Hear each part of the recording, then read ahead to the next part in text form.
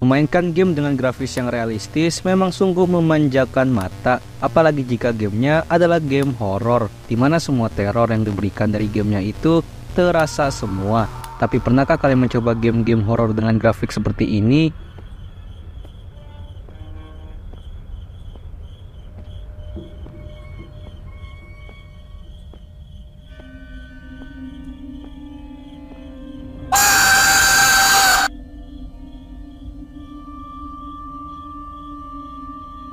Haha, I can't believe I scared you. Entah kenapa, teror yang diberikan gamenya itu lebih mengerikan. Perasaan tidak nyaman, disturbing, semuanya ada pada game horor yang padahal grafiknya sangat jauh dari kata realistis. Kok bisa begitu? Jadi selamat datang di segmen bahas game aja.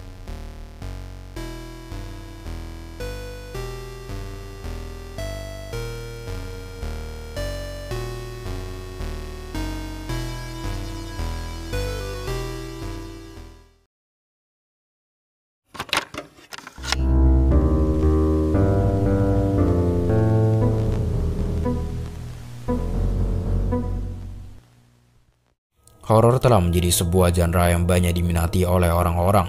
Dilihat dari kacamata sejarah, genre horor telah eksis sejak tahun 1972, dimulai dari sebuah game PC klasik bernama Haunted House. Fun fact, developer di balik game horor pertama ini adalah Midway Manufacturing, sebuah studio game yang kemudian berganti nama menjadi Bully Midway sebelum akhirnya berubah lagi menjadi Midway Games, developer di balik terciptanya seri Mortal Kombat original.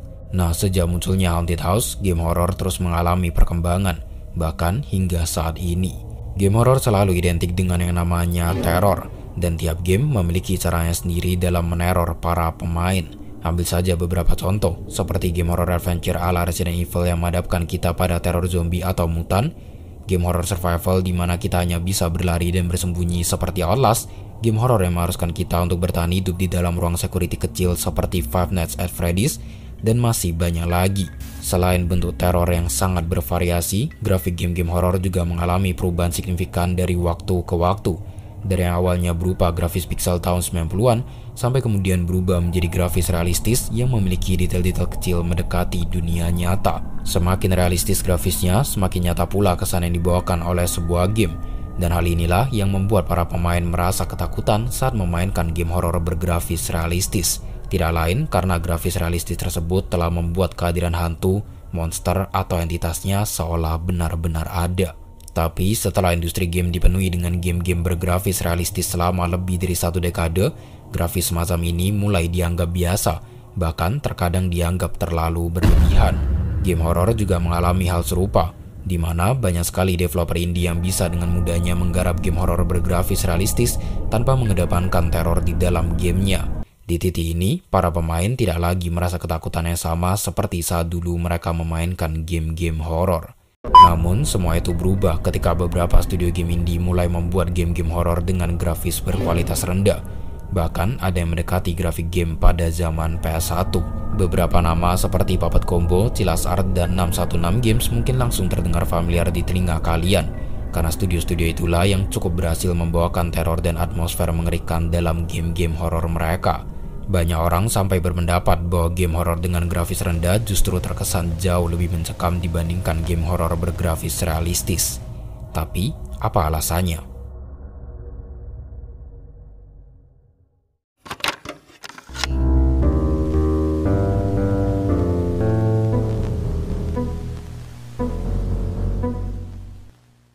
Jadi apa yang membuat game horor grafik burik ini menjadi lebih mengerikan ketimbang game horor yang memiliki grafik lebih realistis? Kenapa bisa kita lebih merasa suasana teror dan horornya game-game dengan grafik PS1 ini? Simpelnya untuk alasan umum, sebenarnya ini kurang lebih sama seperti penjelasan gua pada video seni game pixel.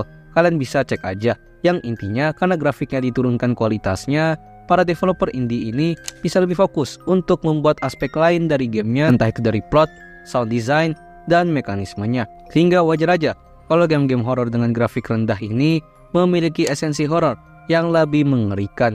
Tapi apakah alasannya cuma itu aja? Tentu tidak. Menurut beberapa pengalaman para gamers di sebuah forum dan juga beberapa penjelasan dari artikel-artikel random, hal yang membuat game-game horor low grafik ini menjadi lebih meneror adalah kurangnya detail pada setiap lingkungan atau environment pada gamenya. Dengan grafik yang rendah, tentu saja ini membuat beberapa barang, item, bahkan karakter NPC dari gamenya itu menjadi kurang detail atau ya kurang jelas. Sehingga dari sisi psikologis, para developer mengandalkan yang namanya fear of unknown atau ketakutan dalam ketidaktahuan. Kita tidak tahu apa yang terjadi di lingkungan sekitar gamenya karena emang kurang jelas. Dimana faktor fear of unknown inilah yang harusnya menjadi sebuah bumbu penting pada sebuah game horor atau bahkan hal-hal entertainment horor lainnya. Karena rasa ketakutan atas ketidaktahuan ini sendiri muncul karena sebuah ketidakpastian, mau itu untuk plot ataupun lingkungan pada gamenya. Karena semakin seorang player tidak tahu menahu tentang apa yang akan terjadi pada gamenya, tentu saja player akan semakin merasa tertekan dan was-was. Dimana biasanya pada game-game horor dengan grafik yang HD atau realistis, faktor ini seringkali malah memudar karena kedetailan dan HD-nya environment game yang ada. Dan tentu saja dengan ini player bisa lebih waspada atau bahkan emang udah tahu tentang apa yang akan terjadi pada game horornya karena begitu banyaknya informasi ketika melihat detail-detail dari environment gamenya, sehingga ini membuat player tidak bisa memprediksi apa yang akan terjadi pada plot game kedepannya. Dan ini tentu saja membuat imajinasi para pemain menjadi lebih luas. Player akan selalu mengada-ngada hal teror apa yang akan terjadi kedepannya. Selain itu, yang membuatnya lebih mengerikan adalah developer emang sengaja memberi gerakan dan mekanik yang kaku dan gak konsisten juga, sehingga ini membuat karakter utama yang dimainkan menjadi di luar kendali kita. Didukung lagi dengan NPC-NPC yang tatapan, suara, dan penampilannya yang sangat-sangat aneh dan juga absurd, sehingga ini tentu saja akan meneror player yang melihatnya.